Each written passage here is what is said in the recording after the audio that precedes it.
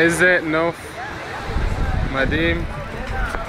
אני יושב כאן עם שיילה באמצע שום מקום בקרטחנה שבקולומביה. מדהים מדהים מדהים פה, והייתי חייב להקדיש לך משהו בשבילך.